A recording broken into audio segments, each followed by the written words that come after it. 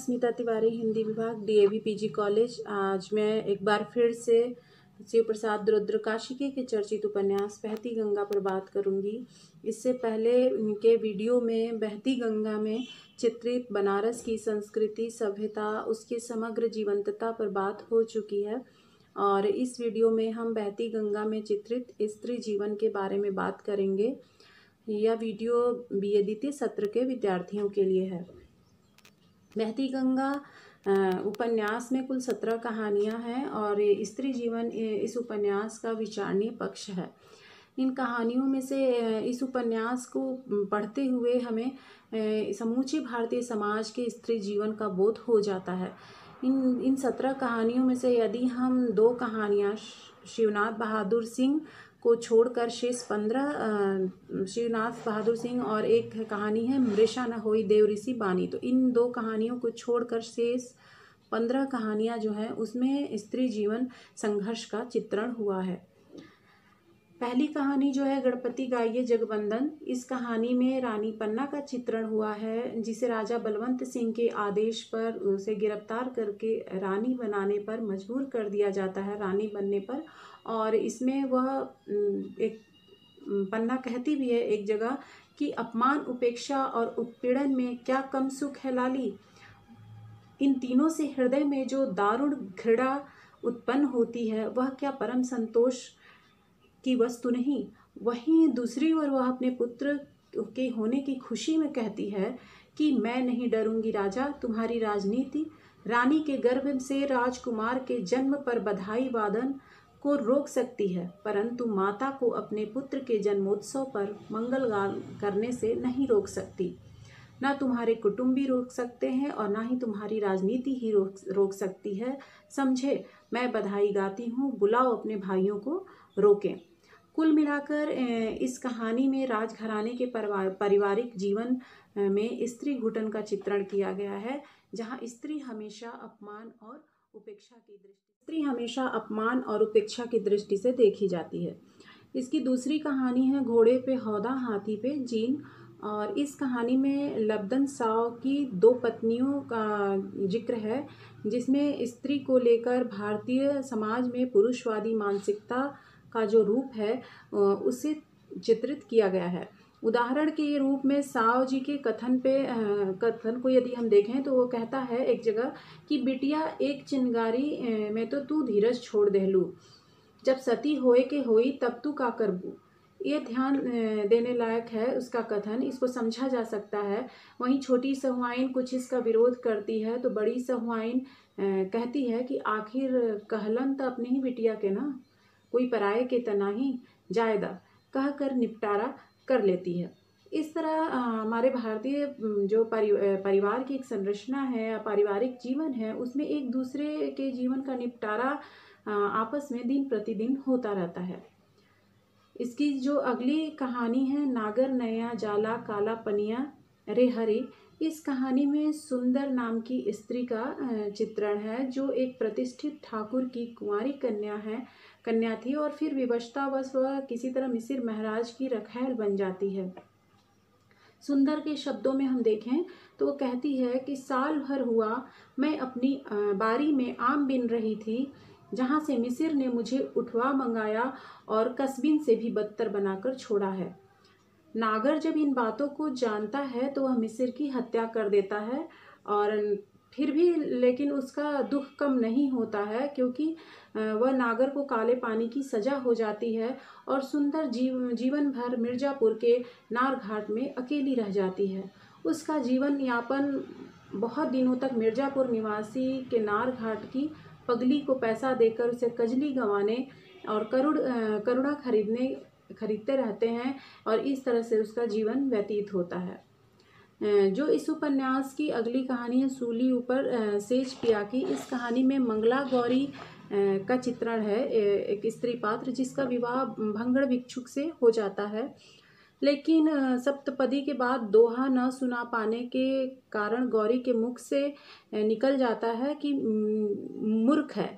तो इस बात के कारण भंगड़ भिक्षुक उसको छोड़कर और वहाँ से जैसलमेर से काशी भाग जाता है और गौरी का जीवन भी अकेला हो जाता है। वह एक एकाकी जीवन व्यतीत करने लगती है।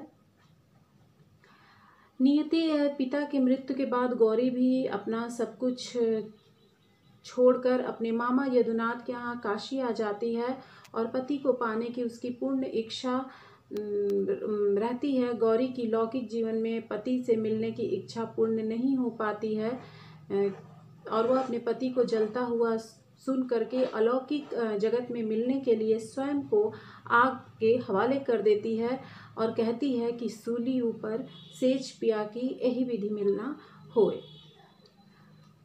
एक कहानी है इस उपन्यास की, आए आए आए। इस कहानी में एक पात्र है अमीरन।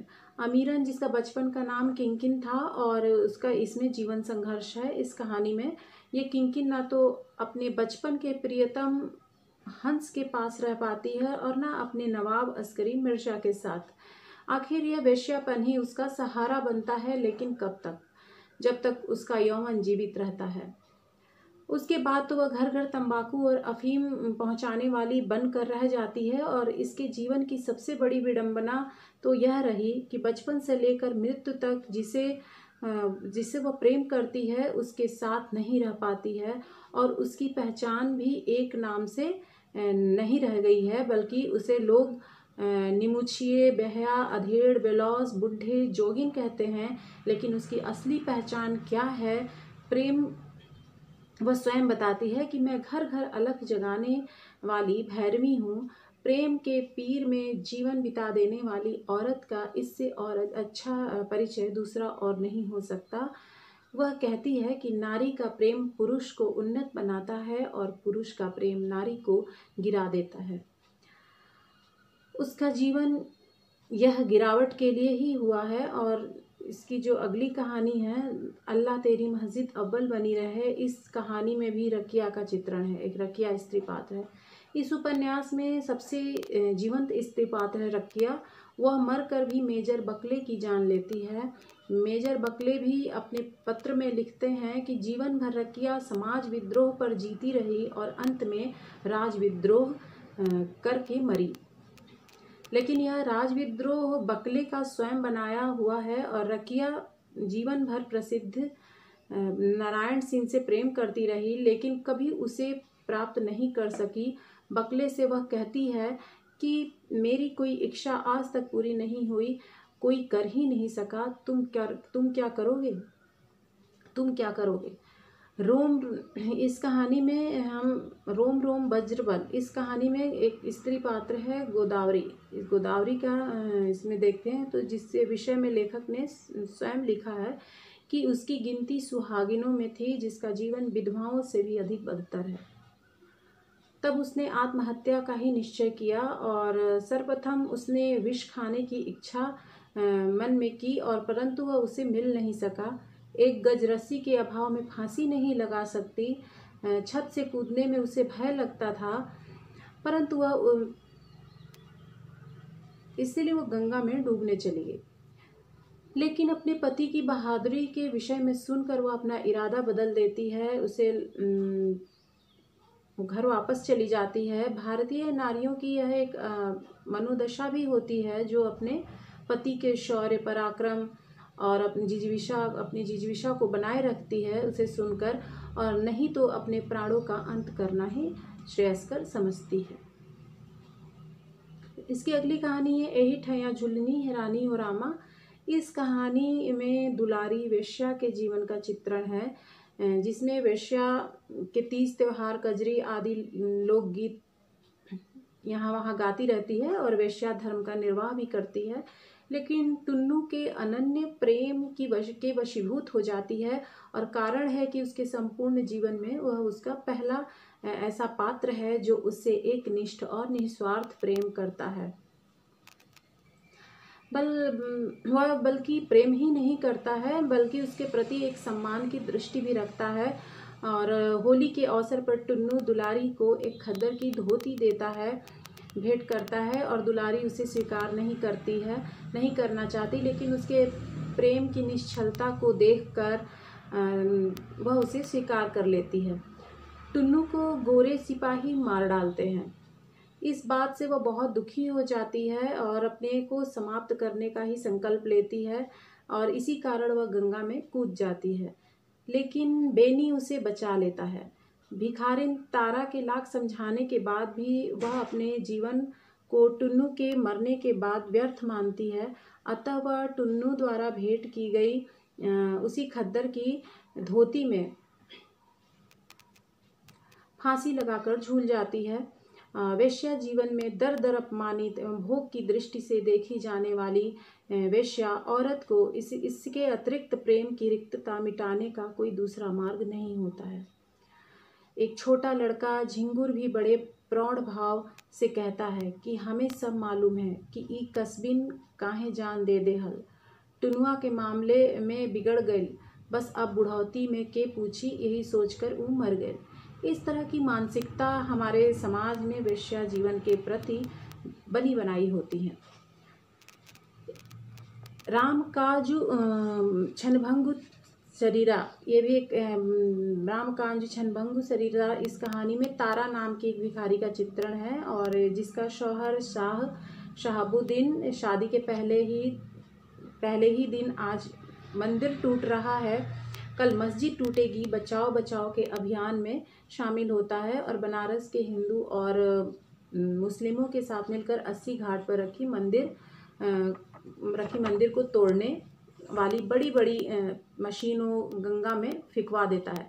तो उसके बाद आपसी लूट होने लगती है और वह अपने को शामिल नहीं करता है। तभी उसे गोली मार दी जाती है और अब तारा के पास केवल शौहर के द्वारा भेंट दिया गया गुलाब की एक माला शेष रह जाती है, अब जो बाद में सूत के रूप में उसके पास संरक्षित रहती है। और तारा की जिजीविषा के कई सूत्र हैं, जैसे मन की आग तिल तिल जिगर जलाने में ठंडी होती है, दुनिया में सबसे सहज काम है, सुख में भी दुख से मर जाना और भी सबसे मुश्किल काम है, दुख में भी सुख के साथ जिंदगी बिताना। और यह उस बहादुर का मज़ार है जो मोहब्बत को खुदा समझता था और जिसने खुदा के नाम पर समर में अपनी जान दे दी। एक कहानी है इसकी, एही पार गंगा ओही पार जमुना। इस कहानी में गंगा का चित्रण है। गंगा अहिर की लड़की है, बाप भाई से विहीन, पति द्वारा त्याग दी गई है, घर में उसके अतिरिक्त केवल उसकी माँ ही उसके साथ रहती है।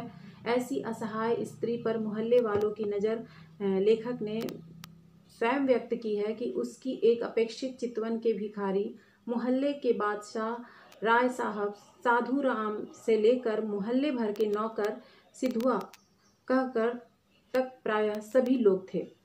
गंगा न तो किसी के से दोबारा शादी करना चाहती है और ना ही राय साहब के यहाँ वो नौकरी करना चाहती है, लेकिन राय साहब दया की भीख गंगा से मांगते हुए कहता है कि गंगा, अगर तुम दया नहीं करोगी तो मैं साधु हो जाऊंगा, मेरा इतना बड़ा कारोबार नष्ट हो जाएगा, मेरे बाल बच्चे भूखे मर जाएंगे और इनका सारा पाप तुम्हें पड़ेगा।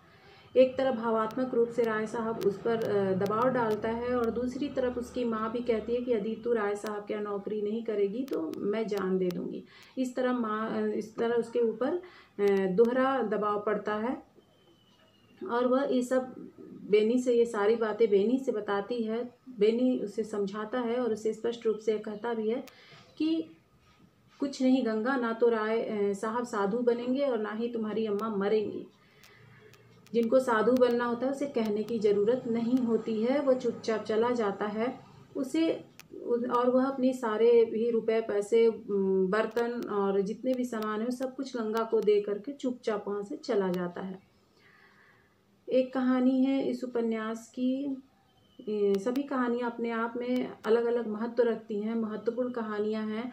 और इसमें एक जो अगली कहानी है, चैत की निंदिया जिया अलसाने, इस कहानी में भी एक सोनामती नाम की स्त्री पात्र है जिसका पति क्लीव है, इसीलिए उसके संबंध अपने चचेरे देवर पद्मानंद से बन जाते हैं, जिसके कारण पद्मानंद उसकी सदैव मदद करता है और जिसे सोनामती अपने पति बुद्धिदत्त का इलाज कराती है और घर का खर्च भी चलाती है।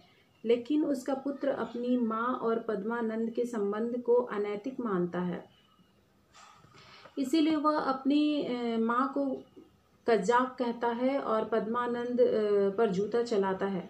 इसमें लेखक लिखते हैं कि बुद्धिदत्ता बीमार पड़े थे, पैसा था नहीं कि चिकित्सा कराएं, परंतु उदंड बखेड़ू राम ने पद्मानंद का त्याग नहीं समझा और उन पर जूता चला दिया।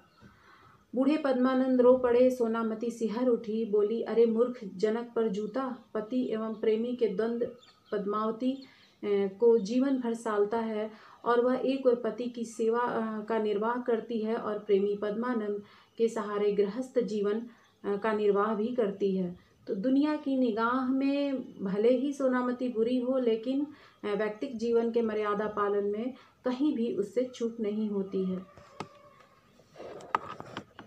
कहानी इस हाथ दे उस हाथ ले में इस कहानी में राय साहब की दो पत्नियां प्रेमवती और सुधा का चित्रण हुआ है, जिसमें प्रेमवती अत्यंत चंचला है और सुधा परम गंभीर है। पहली आदर्शवाद में विश्वास नहीं करती तो दूसरी जीवन को सहज ढंग से जीने में पारंगत है। फिर भी वह सौतेली से प्रतिस्पर्धा रखती है और इस बात की पुष्टि सुधा के बयान से होता है। वह कहती है कि मैं समझती थी मेरा शौहर मेरी सौत से प्यार करता है, बस बदले की आग भड़क उठी। उसे बुझाने के लिए पानी की जरूरत थी, चाहे वह समुद्र का खारा पानी होता, चाहे गंगा का पवित्र पानी होता, चाहे नाले का गंदला पानी ही। इस तरह तुम मिल गए मुझे गंदले पानी की तरह। मुझे प्यास बुझानी थी, स्वाद थोड़े ही लेना था, मैंने गंदे पानी से ओठ लगा लिया। इसकी अगली कहानी दिया क्या जले जब जिया जल रहा है। इस कहानी में गंगो का चित्रण है। गंगो एक स्त्री है जो राय साहब के यहाँ सुधा के साथ घर के काम में उसकी सहायता करती है। इसका चित्रण हुआ है, लेकिन इस कहानी में वह दिवाली के पर्व पर अपने पति की सूरत नहीं देखना चाहती है। वह उसे चिढ़ती है और क्योंकि घर में रूखी रोटी और साग के अतिरिक्त कुछ नहीं रहता है और यही उसका 12 महीने का भोजन है। वह एक जगह कहती है कि त्योहार तो है अमीरों का, चमेली बुआ का, जो लल्हो छठ तक धूमधाम से मनाती है। वह चमेली बुआ के कथा अनुसार सुबह 4 बजे पीठी बीठी पीसने के लिए चली जाती है और 10 बजे तक अथक परिश्रम करके घर लौटती है। घर आकर स्नान वगैरह करके भोजन पर बुलाए जाने का इंतजार करती है, लेकिन कोई उसे बुलाने नहीं आता है। उसे ललिता 2-4 पड़ोसियों के साथ चमेली बुआ के यहाँ जाते हुए दिखाई पड़ी, इसीलिए उसे कष्ट हुआ। ललिता ने जब पूछा कि तुम्हें न्योता नहीं मिला क्या, तो वह जवाब देती है कि न्योता मिले तो मैं नहीं मानने वाली। मैं क्या किसी के टुकड़े की मोहताज हूँ या तुम लोगों की तरह पेट धोया है। तुम अमीर हो, अपने घर के हो, फिर अपने घर जाकर हांडिया टटोलती है, लेकिन हाथ उड़द की दाल का एक दाना भी नहीं लगता। इसी समय सूरज राशन लिए हुए घर आता है और वह राशन की गठरी उसके हाथ से छीनकर पटक देती है और बोलती है कि बोलो, मैंने तुमसे कब कहा था उड़द का बड़ा खाऊंगी। इसकी अगली कहानी है नारी तुम केवल श्रद्धा हो। इस कहानी में कुसुम का चित्रण है, जो एक सुंदर युवती है। उसकी माँ उसकी शादी रघुवीर शरण से कराना चाहती है, जिसका एक नाम लल्लन भी है। दोनों परिवार में बातचीत होती है। एक दिन सुबह लल्लन उसके पास जाता है और उससे शादी की बात करता है और कहता है कि मैं तुमसे प्यार करता हूँ, लेकिन कुसुम कहती है कि तुम असुंदर हो और मैं तुम्हारे प्यार को घृणा मानती हूँ। इसी कारण लल्लन को औरत से विद्वेष हो जाता है और इस विद्वेषी स्वभाव के कारण उसके मित्र उसे विमेन हैटर कह के पुकारते हैं। और एक दिन कक्षा में कमायनी के नारी तुम केवल श्रद्धा हो पढ़ाए जाने पर लल्लन कक्षा से बाहर निकलकर उद्यान की ओर मित्र शर्मा के साथ चला जाता है। वहीं कुसुम आती है और विमेन हैटर उसे कहता है कि तुम यहाँ से चली जाओ, मैं तुमसे घृणा करता हूँ। और कुसुम कहती है कि मैं तुम्हारी घृणा को प्यार करती हूँ। इस तरह नारी तुम केवल श्रद्धा हो स्वमेव कुसुम के रूप में उपस्थित हो जाता है इस कहानी में। सारी रंग डारी लाल लाल, यह इसकी अंतिम कहानी है इस उपन्यास की, जिसमें सुधा का चित्रण है और जो राय साहब साधु राम के घर झिंगुर के साथ बाहर निकल आती है। सुधा अब लल्लन के बताए हुए ठिकाने पर रहती है और उसका वर्तमान पति झिंगुर मोटर चालक है जो महफिल में वेश्या के नाच गाने देखने में मस्त है। इधर उसका बेटा बीमार पड़ता है और लल्लन से डॉक्टर को बुलवाती है। ना तो वह डॉक्टर आ पाता है और ना बच्चे की जान बच पाती है। अतः वह लल्लन से कफन मांगती है। इसी बीच उसके मन में वह सभी दृश्य आते हैं जिसके कारण वह राय साहब के घर से यहाँ आई थी। उसका अतीत और वर्तमान दोनों ही पीड़ाजनक जान पड़े।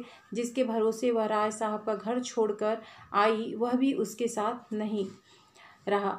यह सब सोचकर वह हंसिया लेकर महफिल में पहुंचती है जहां झिंगुर की नाक काटती है। महफिल में व्यवधान के कारण सेठ देवीचरण उसे वेश्या कहते हैं और उसे चोटी पकड़कर बाहर करने लगते हैं। तभी सुधा गुलाब पाश से उन पर प्रहार करती है। सेठ जी उसे छोड़ देते हैं। सुधा आगे बढ़कर महफिल में आग लगा देती है। इसी कारण झिंगुर सिर में हथौड़ा मारता है और वह मर जाती है। लल्लन ने पूछा, झिंगुर तुमने यह क्या किया? उसने उत्तर दिया, सारी रंग डारी लाल लाल। इसी प्रकार यह कहा जा सकता है कि इस उपन्यास में नारी जीवन के विविध पक्ष मिलते हैं और सभी पक्ष विचारणीय हैं। मर्यादा और प्रेम में स्त्री जीवन के जो घुटन है वह सभी कहानियों में चित्रित हुए हैं और इस मर्यादा और प्रेम के बीच जो एक संतुलन भले ही त्याग एवं घुटन की निष्पत्ति ले लेता हो लेकिन जीवन की सुखद परिणति नहीं बन पाती है जो कि मानवीय जीवन की आकांक्षा होती है। यही इस उपन्यास की विडंबना है कि भारतीय समाज में स्त्री जीवन में उस सुख की आकांक्षा शेष ही रह जाती है। धन्यवाद।